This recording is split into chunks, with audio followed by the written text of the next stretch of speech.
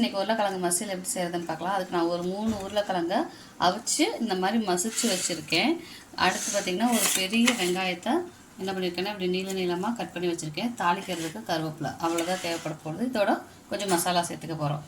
இப்போ அடுப்பு பற்ற வச்சு நம்ம வடைச்சட்டி வச்சுக்கலாம். கடாயி சூடானதும் எண்ணெய் ஊற்றிக்கலாம். எண்ணெய் ஊற்றி வச்சு எண்ணெய் வந்து காஞ்சதும் நம்ம சோம்பு போட்டுக்கலாம். கடுகு உளுந்தம் பருப்பு சோம்பு போட்டுக்கலாம். இப்போ கடுகு உளுந்தம் பருப்பு போட்டுக்கலாம். கடுகு உளுந்தம் பருப்பு வெடிக்கிறப்ப நம்ம இந்த அளவுக்கு சோம்பு போட்டுக்கலாம். பருப்பு சோம்பு வெடிச்சதுக்கப்புறம் கருவேப்பிலை சேர்த்து நறுக்கி வச்சுட்டு வெங்காயத்தை சேர்த்து வெங்காயத்தை சும்மா ஃபஸ்ட்டு லேசாக 2 தடவை வணக்கிக்கலாம். இது வணங்கினதும் நம்ம உருளைக்கிழங்குக்கு தேவையான மசாலா இப்போவே சேர்த்தலாம். நான் வந்து குழந்தைங்களுக்கு சைடிஷ் இது, அதனால் நான் என்ன பண்ணுறேன்னா 1/2 ஸ்பூன் கரம் மசாலா,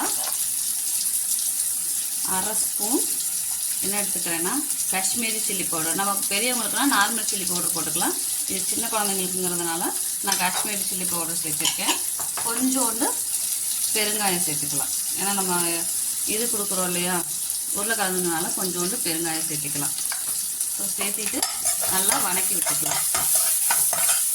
இப்போ இதுலேயே உருளைக்கிழங்குக்கு இந்த வெங்காயத்துக்கு தேவையான பாதி உப்பு போட்டுக்கலாம். உருளைக்கிழங்கு சேர்த்துட்டு இன்னும் கொஞ்சம் பாதி உப்பு போட்டுக்கலாம். ஃபஸ்ட்டு இதில் பாதி உப்பு, கொஞ்சோண்டு உப்பு சேர்த்துருக்கேன். சேர்த்துட்டு நல்லா இந்த பச்சை வாசனை, அந்த மசாலாவில் இருக்க பச்சை வாசனை போகிற வரைக்கும் வணங்கிக்கலாம்.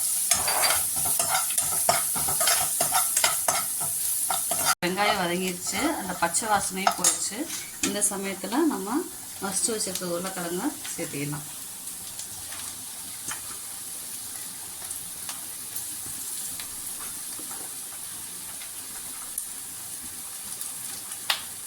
சேர்த்துட்டு இதுக்கு தேவையான உப்பை சேர்த்துக்கலாம். இப்போ கொஞ்சம் உப்பு போட்டிருந்தோம், இப்போ மீதி உப்பு இதில் சேர்த்திக்கலாம் உருளைக்கிழங்கோட. இப்போ சேர்த்திட்டு இதை நல்லா கிளறிக்கலாம். அடுப்பை சிம்மில் வச்சுட்டே கிளறலாம். இதை நீங்கள் ஒரு 2 நிமிஷத்துக்கு ஒருக்க கிளறி விட்டுக்கிட்டே இருக்கணும், இல்லைன்னா அடி பிடிச்சிரும்.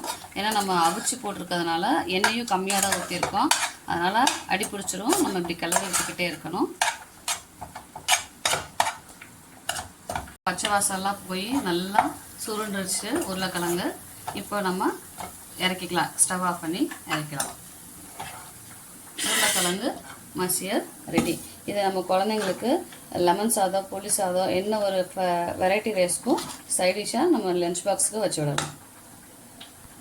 உங்களுக்கு இந்த வீடியோ பிடிச்சிருந்தா மறக்காமல் சப்ஸ்கிரைப் பண்ணுங்கள், லைக் பண்ணுங்கள், ஷேர் பண்ணுங்கள். தேங்க்யூ.